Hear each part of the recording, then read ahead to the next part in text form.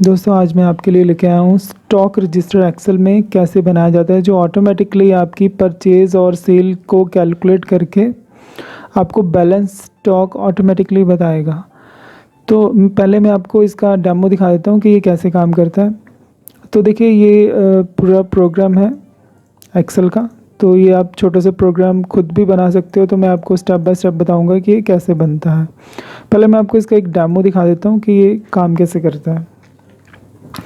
मान लीजिए सबसे पहले मैंने यहाँ पे कोई भी डेट डाल दी है। उसके बाद आइटम के लिए मैंने यहाँ पे ड्रॉप डाउन लिस्ट बनाई है। तो आप लिस्ट में से कोई भी प्रोडक्ट चूज़ कर सकते हो। जैसे मान लीजिए मैंने यहाँ पे फ़ैन को चूज़ किया और यहाँ पे मैंने इसकी क्वांटिटी अभी जो है 8 रख दी है। तो ये ऑटोमेटिकली जो रेट है उठा लेगा और हमें हमारी अमाउंट कैलकुलेट करके दिखाएगा। और ये जो प्रोडक्ट का रेट है वो कहाँ से उठा रहा है, तो उसके लिए मैंने यहाँ पे साइड में लिस्ट बनाई है। तो आप भी इसमें नए प्रोडक्ट भी ऐड कर सकते हो और अपनी मर्ज़ी से परचेज़ प्राइस दे सकते हो। जैसा आप परचेज़ प्राइस दोगे ये वैसे ही कैलकुलेशन करेगा। मान लीजिए अब अगली डेट को भी हमने ऐसे ही एक और प्रोडक्ट परचेज़ किया इसके अंदर।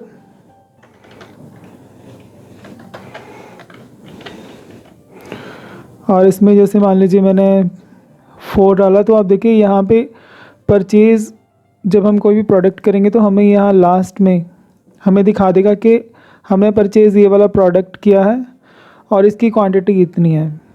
अब मान लीजिए मैं एक नया प्रोडक्ट इसमें ऐड करता हूँ। मैं इसमें एक नए प्रोडक्ट की परचेज़ की एंट्री करता हूँ।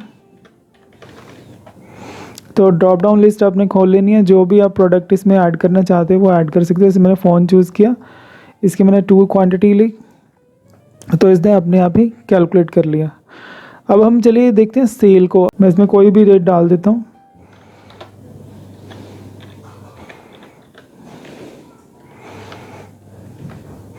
और आइटम में जैसे हमारे पास फ़ैन अवेलेबल है तो फ़ैन को अगर हम ले लेते हैं और इसमें से हमने फ़ैन जो है, देखिए इसमें जो फ़ैन का प्राइस है हमने परचेज़ 1000 के ऊपर किया था पर पीस। तो यहाँ पे देखिए फ़ैन इसने अपने अभी 1200 की वैल्यू ले ली है, जो कि हमने यहाँ पे पहले से डाल रखी है। तो आप भी यहाँ पे डाल सकते हो। मैंने यहाँ पे जो प्रोडक्ट का जो सेलिंग प्राइस है वो 20% रखा हुआ है। तो मैं यहाँ पे क्वांटिटी भी डाल देता हूँ। जैसे हमारे पास फ़ैन की क्वांटिटी अभी हम चेक कर लेते हैं कितनी है। यहाँ पे टोटल हमें ये दिखा रहा है कि आपके पास फ़ैन की जो क्वांटिटी अभी 12 है। तो अब मान लीजिए इसमें से मैं 8 फ़ैन जो है सेल कर देता हूँ। तो अब देखिए जितने भी हम यहाँ पे डालेंगे उसी हिसाब से ये कैलकुलेट कर लेगा इसको। और हमें ये दिखा भी रहा है कि आपका स्टॉक अवेलेबल है। मैंने यहाँ पे 4 से बिलो जितने भी स्टॉक हैं उसमें अगर वो अवेलेबल नहीं है तो ये कुछ ऐसे हमें दिखाएगा। जैसे 2 प्रोडक्ट हैं तो 4 से बिलो है तो हमें ये दिखा रहा है। और जो ये सेलिंग प्राइस है, सेलिंग प्राइस के लिए अगर आप कुछ मैन्युअली डालना चाहो डाल सकते हो, नहीं तो यहाँ पे मैंने साइड में प्रोडक्ट का सेलिंग प्राइस का मार्जिन रखा हुआ है। अगर आप चाहते हो कि सेलिंग प्राइस आप 10% रखना चाहते हो तो सारी वैल्यू उसी सेलिंग प्राइस पे कन्वर्ट हो जाएंगी। अगर आप 20% रखना चाहते हो, ये जो है मैंने परचेज़ के ऊपर लगाया हुआ है कि परचेज़ जितनी होगी उसका 20% अपने आप ही सेलिंग प्राइस सभी सेल के लिए कैलकुलेट कर ले। तो चलिए शुरू करते हैं कि हम ये सॉफ्टवेयर छोटा सा स्टॉक मेंटेनेंस का कैसे इसके अंदर बना सकते हैं।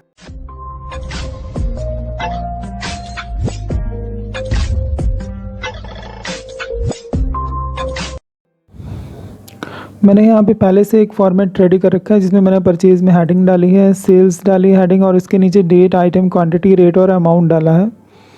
और इसके साथ ही मैंने बैलेंस की हेडिंग भी ली हुई है जिसके अंदर मैंने प्रोडक्ट, आइटम, परचेज़ का प्राइस पहले से डाल रखा है, सेलिंग प्राइस, और ये सारी चीज़ें ऑटोमेटिकली कैलकुलेट होंगी।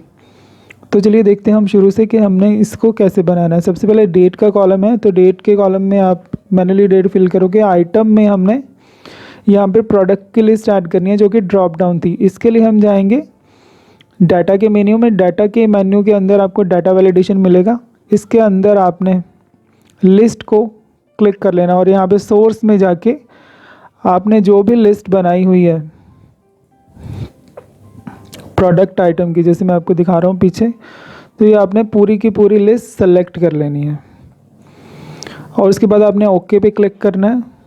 जब आप ओके पे क्लिक करोगे तो आपने जिस सेल पे इसको स्टार्ट किया था उस पूरे सेल पे आपको वो ड्रॉप डाउन लिस्ट में जितने भी प्रोडक्ट थे वो सारे प्रोडक्ट आने शुरू हो जाएंगे। तो आप इसमें से कोई भी प्रोडक्ट चूज़ कर सकते हो।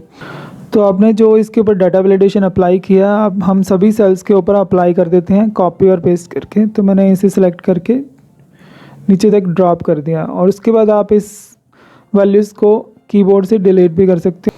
अप ड्रॉप डाउन से किसी भी सेल में वैल्यू को ऐड या डिलीट कर सकते हो। जस्ट आपने क्लिक करना है और वो वैल्यू डिलीट हो जाएगी। जो हमने डाटा वैलिडेशन इन सेल्स पे लगाई है उससे हम कॉपी करके सेम अपने सेल्स वाले सेल के ऊपर भी अप्लाई कर देते हैं। यहाँ भी आइटम है तो मैंने यहाँ पे कॉपी करके यहाँ पे पेस्ट कर दिया। तो सभी पे हमारी जो ड्रॉप डाउन लिस्ट है वो दिखानी शुरू कर देगा। क्वांटिटी हमने यहाँ पे मैन्युअली फिल करनी थी और जो रेट है हम चाहते हैं कि वो प्रोडक्ट जो हमने आइटम की लिस्ट बनाई थी वहाँ से उठाएं। तो इसके लिए हम यूज़ करेंगे यहाँ पे वी लुकअप का फॉर्मूला। तो इसके लिए हमने इक्वल टू प्रेस करना है और वी लुकअप में आपने लुकअप वैल्यू कौन से सेल को आप लुकअप करना चाहते हैं। तो हमने आइटम वाले सेल को लेना है। तो हमने आइटम वाले सेल पे क्लिक कर दिया, कॉमा, फिर उसके बाद वो पूछ रहा है टेबल एरे क्या है आपका। तो हमारा टेबल एरे हमारा जो यहाँ पे बना हुआ है परचेज़ की जो लिस्ट है आइटम की और उनके प्राइजेस को हमने सेलेक्ट कर लिया है। तो आप एंड तक कोई भी जो आपने लिस्ट बनाई है उसको सेलेक्ट कर सकते हो। इसके बाद कॉलम इंडेक्स नंबर, आप कौन से कॉलम का रिज़ल्ट यहाँ पे लेना चाहते हो। तो हम चाहते हैं परचेज़ का जो प्राइस है वो सेकंड कॉलम में है। तो मैं यहाँ पे 2 प्रेस करूँगा। अगर आप 1 लेना चाहते हो तो उसमें प्रोडक्ट की आइटम की डिटेल आएगी और अगर प्राइस लेना चाहते हो आप 2 ले सकते हो। कॉमा डालने के बाद एग्जैक्ट मैच के लिए 0 प्रेस करोगे और उसके बाद ब्रैकेट क्लोज और एंटर। अभी हमारी नॉट एप्लीकेबल की आ रही है यहाँ पे, इसलिए आ रही क्योंकि हमने कोई आइटम सेलेक्ट नहीं किया। तो मैं यहाँ पे आइटम सेलेक्ट कर लेता हूँ। आप देखिए फ़ैन, और यहाँ पे क्वांटिटी अगर हम चूज़ करते हैं 4, तो देखिए यहाँ पे 4 क्वांटिटी चूज़ करने के बाद रेट आ गया 1000, लेकिन कैलकुलेशन नहीं हो रही। तो इसके लिए हम एक फॉर्मूला डालेंगे यहाँ पे, इक्वल टू रेट मल्टीप्लाई का साइन दिस वन क्वांटिटी। तो अब देखिए यहाँ पे अपने आप कैलकुलेशन हो गया। अगर हम यहाँ पे क्वांटिटी चेंज करते हैं तो अपने आप ही यहाँ पे कैलकुलेशन चेंज होगी। अगर हम यहाँ पे प्रोडक्ट भी चेंज करते हैं तो प्रोडक्ट के हिसाब से भी हमारा रेट और अमाउंट दोनों यूज़ होगा। तो मैं यहाँ पे फॉर्मूला सब जगह कॉपी करता हूँ। इसके लिए हम ड्रैग एंड ड्रॉप कर सकते हैं इसको। जहाँ कहीं भी नॉट एप्लीकेबल आ रहा है, अगर आप चाहते हो कि फॉर्मूला के अंदर ये नॉट एप्लीकेबल ना आए, क्योंकि अभी तक हमने यहाँ पे प्रोडक्ट नहीं डाला तो इसलिए नॉट एप्लीकेबल आ रहा है। तो उसके लिए हम फॉर्मूला में थोड़ा सा चेंज करेंगे। तो हमने चेंज क्या करना है इसके अंदर, तो इसके लिए हम फॉर्मूला में इक्वल टू के बाद एक नया फंक्शन ऐड करेंगे, इफ़ एरर, यानी कि अगर एरर आती है तो ये उसे कैसे करें। इफ़ एरर में ये पूछ रहा है हमारे से सबसे पहले वैल्यू क्या हो और अगर एरर आती है तो क्या आए। तो हमने यहाँ पे एंड में जाके कॉमा डाल के 2 इन्वर्टेड कॉमास को डाल दिया है इकट्ठे और ब्रैकेट को क्लोज कर दिया है। तो अगर इस साल में कोई भी वैल्यू नहीं होगी, जैसे मान लीजिए मैं आइटम डिलीट कर देता हूँ तो यहाँ पे देखिए ब्लैंक आ गया। जैसे हम प्रोडक्ट लाएंगे तो अपने आप वैल्यू आ जाएगी। तो मैं ये सब जगह पे अप्लाई कर देता हूँ। अब सभी जगह देखिए नॉट एप्लीकेबल यहाँ से रिमूव हो गया है। ऐसे ही मैं अमाउंट के कॉलम को एंड तक कॉपी कर देता हूँ। अब यहाँ भी अगर ऐसी एरर आ रही है तो उसके लिए भी हम यहाँ पे इफ़ एरर का फॉर्मूला डाल सकते हैं। मैं इसमें फॉर्मूला डालता हूँ। इसमें सबसे पहले हमने इफ़ एरर और एंड में जाकर हमने कोमा डालकर वैल्यू ऑफ एरर में 2 इन्वर्टेड कोमा देकर ब्रैकेट को क्लोज कर देना है और एंटर करना है हमने और एंड तक सभी सेल्स में ये अप्लाई कर देना है। तो अब देखिए हर जगह से जो भी एरर आ रही थी वो रिमूव हो गई है हमारी। तो सेम यही प्रोसीजर जो है हम सेल्स वाले कॉलम के ऊपर भी करेंगे। डेट हमने मैनुअल डालनी है। यहाँ पे आइटम की लिस्ट हम ऑलरेडी डाल चुके हैं। तो मैं एक सेलेक्ट कर लेता हूँ आइटम। मैं यहाँ पे प्रोडक्ट ले रहा हूँ कोई भी, जैसे हमने अभी एसी परचेज़ किया था तो हम एसी यहाँ पे लेते हैं कि हमने एसी जो है उसकी 2 क्वांटिटी सेल करनी है। अब रेट यहाँ पर नहीं आ रहा तो सबसे पहले हम यहाँ पे अपनी प्रोडक्ट की लिस्ट में जाकर सेलिंग प्राइस को यहाँ पे ऐड करते हैं कि सेलिंग प्राइस क्या हो। आप चाहो तो यहाँ पे डायरेक्टली मैनुअली पुट कर सकते हो या जैसे मैंने बनाया था ऑटोमेटिक फॉर्मूला भी इसके लिए क्रिएट कर सकते हो। तो इसके लिए हम कैसे फॉर्मूला क्रिएट करेंगे, चलिए वो देखते हैं। इसके लिए मैंने साइड में कॉलम के एक प्रोडक्ट मार्जिन लिख कर हेडिंग में, और यहाँ पे साइड पे खाली सेल ले लिया। इसके अंदर हम इसके परसेंटेज की कैलकुलेशन करेंगे। तो यहाँ पे फॉर्मूला डालने के लिए आपको इक्वल टू प्रेस करना है। आपका परचेज प्राइस क्या है, दिस वन, हम इसको प्लस करेंगे परचेज प्राइस का जो भी इस सेल के अंदर हम परसेंटेज देंगे, तो उसका फॉर्मूला कुछ इस तरह से बनेगा।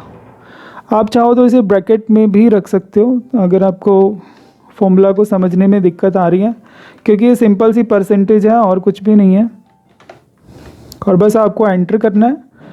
तो वो ऑटोमेटिकली जो भी हम यहाँ पे परसेंटेज देंगे उसका कैलकुलेशन कर लेगा। जैसे मैंने 20% दिया, तो आप देखिए 1000 में 20% ऐड होने के बाद 1200 बन गया। अगर मैं यहाँ पे 50% देता हूँ तो 1500 बन गया।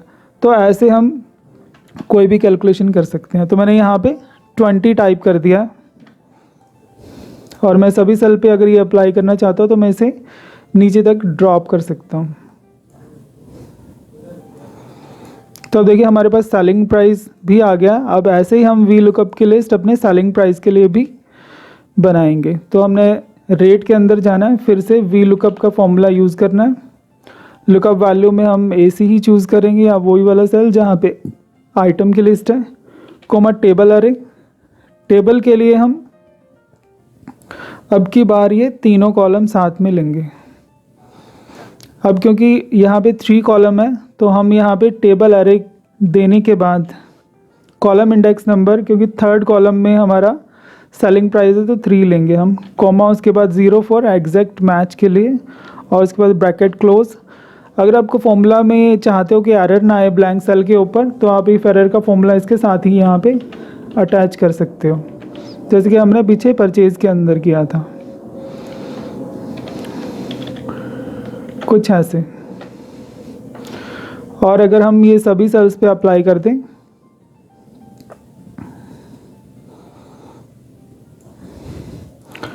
तो आप यहाँ पे कुछ भी अब डालोगे तो उसकी कैलकुलेशन ऑटोमेटिक होगी। और जो अमाउंट की कैलकुलेशन है उसके लिए सिंपल सा फॉर्मूला है कि आपने क्वांटिटी मल्टीप्लाई बाय रेट यहाँ पे डालना है, तो आपकी कैलकुलेशन रेट की अपने आप हो जाएगी। और अगर इसमें भी वही सेम वैल्यू की एरर आ रही है, तो उसके लिए भी मैंने बताया था कि आप इसके आगे भी इफ एरर का फॉर्मूला यूज़ कर सकते हो।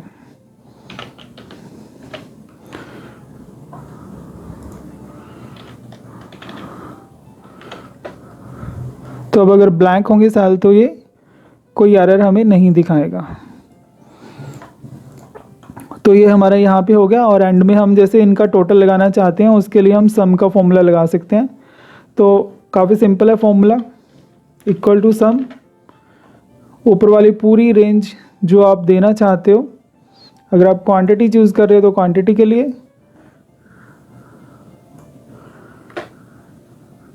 और अगर आप ऊपर वाले सेल्स में अगर रेट का भी लेना चाहते हो टोटल ले सकते हो। तो यहाँ भी सेम वही फॉर्मूला मैंने सम के लिए यूज़ किया है। तो equal to some E5 to E18।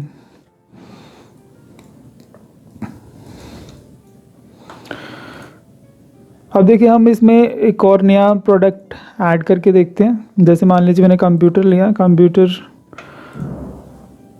2 हमें क्वांटिटी चाहिए, तो 25 के हिसाब से ये होगी। और अगर हम इसी कंप्यूटर को सेल करते हैं तो ड्रॉप डाउन में से हम सेलेक्ट कर लेते हैं इसे, इसमें से एक हमने सेल कर दिया। तो हमें यहाँ पे ये अपना जो क्वांटिटी है परचेज या सेल वो अभी हमें नहीं दिखा रहा। तो उसकी कैलकुलेशन हम देखते हैं कि वो कैसे होगी। तो चलिए अब हम देखते हैं कि परचेज में क्वांटिटी का टोटल कैसे ये उठाएगा। इक्वल टू सम इफ का फॉर्मूला हम इसके अंदर यूज़ करने वाले हैं। तो सबसे पहले रेंज, जो हमारी रेंज होगी वो हमें यहाँ पे आइटम की लिस्ट से चूज़ करनी है। तो एंड तक जहाँ भी आपकी आइटम यहाँ पे आपने डाली है परचेज में, वो सारी सेलेक्ट कर लेनी है। वापस आते हैं हम वहाँ पे, कोमा आपका प्रोडक्ट जो हमारे यहाँ पे प्रोडक्ट की लिस्ट में आपने ये प्रोडक्ट यहाँ पे चूज़ करना है। उसके बाद कॉमा, आप मेरा ये वीडियो बीच बीच में स्किप करके देखेंगे तो आप बहुत सारी चीज़ें इसमें भूल जाएंगे। तो वीडियो को कंप्लीट देखिए ताकि आपको फॉर्मूला की पूरी नॉलेज हो। तो यहाँ पे इक्वल टू, उसके बाद आपने कॉमा डालने के बाद सम की रेंज को यहाँ पे देना है। तो सम की रेंज में आपने क्वांटिटी वाले कॉलम को ले लेना है कि कितनी क्वांटिटी है यहाँ पे। एक चीज़ आपने और इसमें ध्यान रखनी है, फॉर्मूला कंप्लीट होने के बाद आपने इसे अभी बंद नहीं करना। हम इसमें से कुछ सेल फिक्स्ड या लॉक करेंगे। उसके लिए आपने सेलेक्ट करने के बाद इस रेंज को कीबोर्ड से F4 प्रेस कर देना है और सेम लास्ट वाली वैल्यू के लिए भी। और जो बीच वाली वैल्यू है, हम क्योंकि ये चेंज होगी इसलिए हम इसको नहीं यहाँ पे फिक्स करेंगे, बाकी दोनों रेंजेस को हमने लॉक कर देना है, नहीं तो आपकी कैलकुलेशन नहीं हो पाएगी। मैं इस पर क्लिक करता हूँ और सभी सेल्स के लिए अप्लाई कर देता हूँ।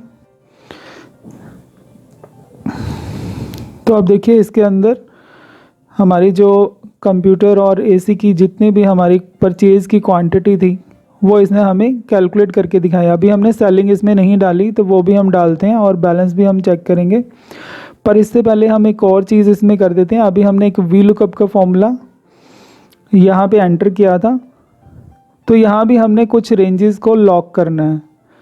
तो मैं इसलिए कह रहा था वीडियो आप स्किप मत करिए, क्योंकि कुछ चीज़ें कुछ टाइम बाद याद आती हैं तो हम उनको यहाँ पे अप्लाई कर सकते हैं। तो मैंने F4 प्रेस किया, तो इस रेंज को भी हमें लॉक करना है ताकि जब भी हम सेल्स को कॉपी पेस्ट करें तो ये रेंज चेंज ना हो। अगर आप इन चीज़ों के बारे में जानना चाहते हैं कि रेंजेस कैसे चेंज होती हैं या रिलेटिव सेल एड्रेस या फिर सेल एड्रेसिंग क्या होती है, अगर आप ये जानना चाहते हैं मैं वीडियो के डिस्क्रिप्शन में लिंक दे दूँगा, तो आप उससे सेल एड्रेसिंग भी सीख सकते हो। तो हम इस फॉर्मूला को फिर से अप्लाई कर देते हैं। ऐसे हमने सेल्स के लिए भी किया था।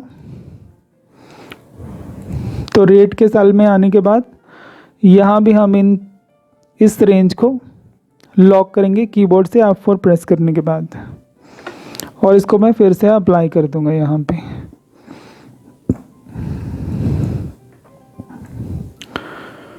अभी हम देखते हैं यहाँ पे सेल्स परचेज हमने चेक कर लिया, तो परचेज और सेल्स दोनों एक जैसे हैं। तो सेल्स में हम सेल्स वाले कॉलम के लिए सब चीज़ें करेंगे। तो उसके लिए भी सम इफ रेंज, आप जानते हो कि आपने रेंज कौन सी देनी है, कॉमा क्राइटेरिया आपने यही वाला देना है प्रोडक्ट आइटम के अंदर जो है, कॉमा फिर से सम रेंज आपने क्वांटिटी वाला कॉलम यहाँ पे देना है। और जैसे ही आप इसे दे दोगे, आपने ब्रैकेट क्लोज करने से पहले जो दोनों रेंजेस हैं उनको आप लॉक ज़रूर करना है F4 प्रेस करने के बाद। तो इसके दोनों साइड में डॉलर के साइन आ जाते हैं। तो इसको हम अप्लाई कर लेते हैं। तो यहाँ पे देखिए ये एसी के दिखाया था, हमने 3 परचेज़ किए थे और 2 सेल हो गए हैं। तो अब हम चाहते हैं कि रिमेनिंग क्वांटिटी भी हमें ये शो करे। तो उसके लिए भी हम फॉर्मूला यहाँ पे लगा लेते हैं, इक्वल टू, हमने क्या करना है, परचेज़ में से सेल को लेस कर लेना है, परचेज़ माइनस सेल। तो इसका बड़ा सिंपल सा फॉर्मूला है और वो फॉर्मूला हम सभी सेल्स में नीचे तक अप्लाई कर देते हैं। अभी यहाँ पे देखिए ये रेड इसलिए आ रहा है क्योंकि इसके ऊपर हमने फॉर्मेटिंग लगाई हुई है कि अगर बिलो 4 प्रोडक्ट रह जाएं तो वो रेड कलर में आए। तो वो भी मैं आपको अभी बताता हूँ कि कैसे होता है। बाकी यहाँ पे क्लोजिंग स्टॉक की जो अमाउंट है वो हम परचेज़ प्राइस से उठा सकते हैं। तो हमारा जो यहाँ पे क्वांटिटी है वो मल्टीप्लाई करे जो भी हमारा परचेज़ प्राइस था प्रोडक्ट का। तो हमारे प्रोडक्ट का परचेज़ प्राइस यहाँ पे अवेलेबल है। तो ये हमें उस प्रोडक्ट की प्राइस की कैलकुलेशन करके बताएगा कि उसका प्राइस हमारे पास रिमेनिंग कितना बचा है।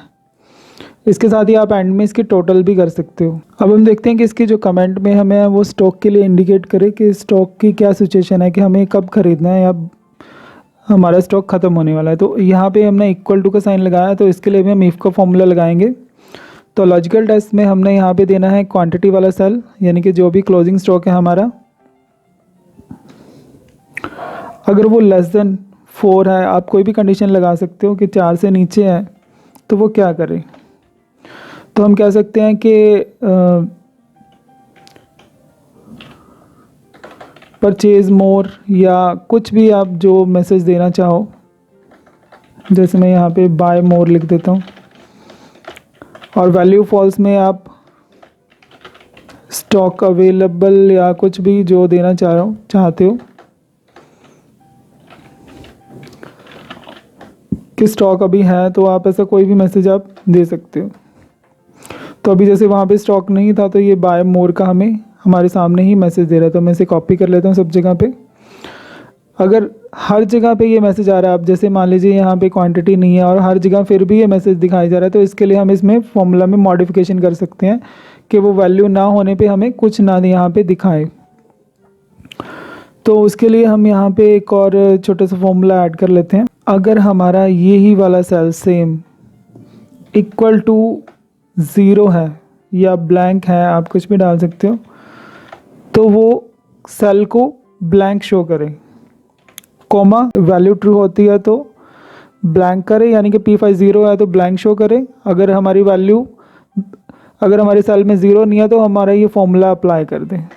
तो हम इसको यस कर देते हैं, तो मैंने यहाँ पे अप्लाई कर दिया, तो आप देखिए यहाँ पे हमें शो कर रहा है। अब मान लीजिए मैं ऊपर वाले सेल्स के लिए क्वांटिटी यहाँ पे डालता हूँ, जैसे फ़ैन की, तो मैंने यहाँ पे जैसे कुछ डेट्स भी मैं डाल लेता हूँ क्योंकि ये मैन्युअली एंटर करना है, तो आप कोई भी डेट डाल सकते हो यहाँ पे।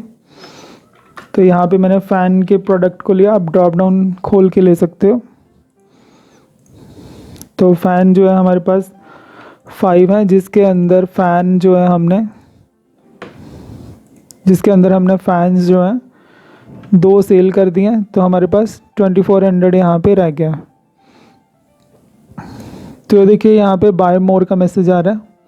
और एक हमारा प्रोडक्ट ज़्यादा है यहाँ पे, जैसे मैंने 5 की बजाय यहाँ पे प्रोडक्ट जो है परचेज़ के अंदर 10 चूज़ कर लिए, तो यहाँ पे देखिए मैसेज जो है हमारा स्टॉक अवेलेबल दिखा रहा है।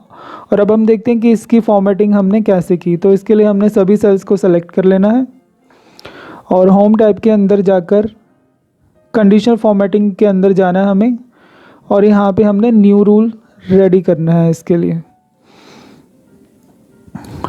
तो इसके लिए हमें format only cell that contains के अंदर जाना है और यहाँ पे सेल वैल्यू लेस देन को हमने चूज़ करना है।